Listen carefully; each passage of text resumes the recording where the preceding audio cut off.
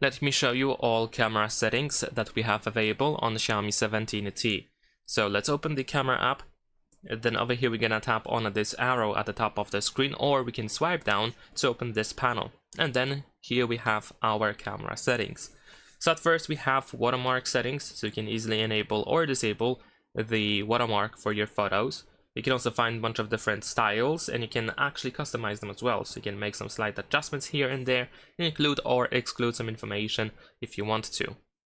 Then we have AI recommendations section, where we can find automatic night mode, scene recommendations, extended depth of field, super moon feature, ultra zoom, QR code scanner, and notifications about orientation. Then we can also choose the main camera default focal distance, where we have three options: 23, 28, and 35mm. After that, we should be able to find the image format, so you can either save photos using the JPG format or HEIF format. Then we have the picture quality, which I believe by default is already set to high, but of course if you want to, you can check out these settings to make sure that it is actually set to high. There is also the standard and low option. We have metering preference, where we can set it to phased or average, and both of these options also have a small description of what is the difference between them. Then we have selfie settings, where we can, for example, toggle the mirror effect for the front camera. We can remove moles when skin smoothing effects are used. And also we have smart aperture for group photos. Besides that, if we go to the shutter type, you can find this option that allows you to simply tap on the photo preview in order to take a photo. There is also the palm shutter, which allows you to show your hand when using the front camera to start a timer and take a picture without even touching the phone. There is also the audio option, which is pretty much the voice recognition. So when you say cheese out loud, if your phone picks it up, then it's going to take a photo. And additional shutter, which is also presented over here below, which allows you to drag the shutter button up to create an additional floating shutter, which you can position in any place in the camera, and then you can use it to take photos. There is also the motion tracking focus option, which is available in the photo mode and pro mode. We have adaptive telephoto, which automatically switches between the main and telephoto lenses based on distance and brightness. We have the correct lens distortion option, and we also have display parameters for the photo mode, like focus peaking, exposure, verification, and histogram.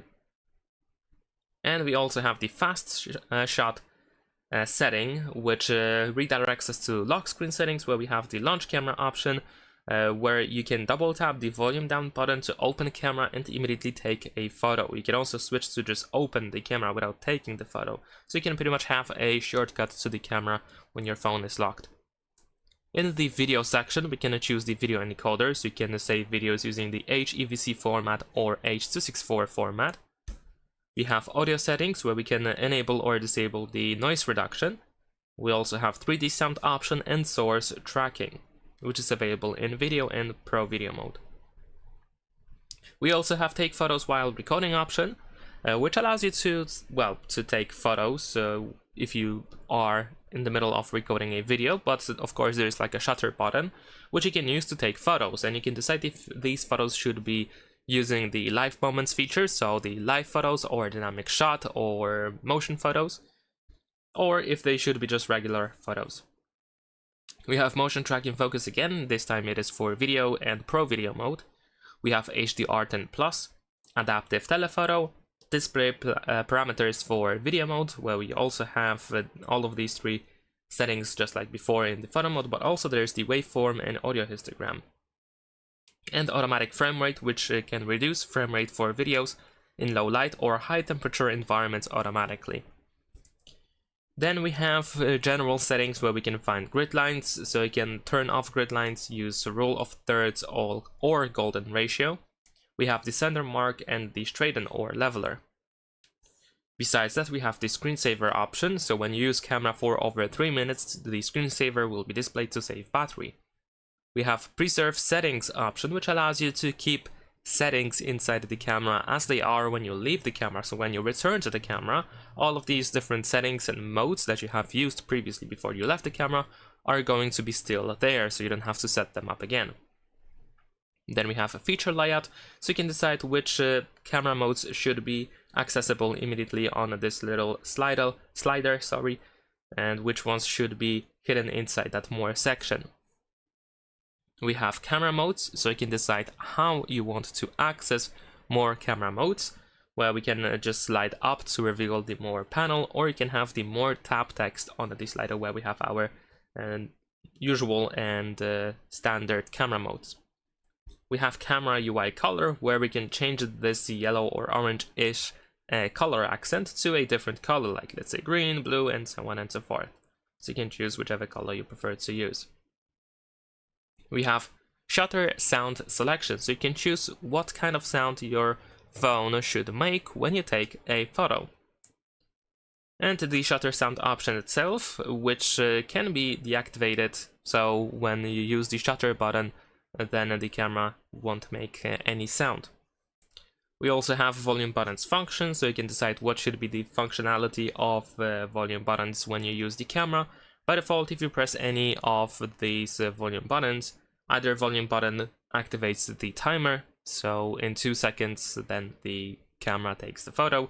You can also just use it like a normal shutter, and then we also have the option to press and hold either volume button in order to record a 15-second video, or just use it as a burst shot option. We can also set up zoom, so you can zoom in with volume up and zoom out with volume down button. We can remove camera functionality for volume buttons and just use the volume buttons to change volume on our phone, so pretty standard solution. We can also save location info, which means that if you take a photo or record a video, the information about the location is going to be saved. So if you go to like details or information about the photo or video, then you will see where the photo was taken or where the video was recorded. And then in other settings, we can also find the pocket mode, anti-banding setting, we can check for updates for the camera, and we can also restore default settings. And that is pretty much all in the case of camera settings. Of course, all of these different camera modes also have some additional features that you can find. Like for example, here we have the motion capture, we have Google Lens access, we have the live moment or live photos, we have the Leica style, and the beautify effects and filters and so on and so forth. Leave a like and subscribe.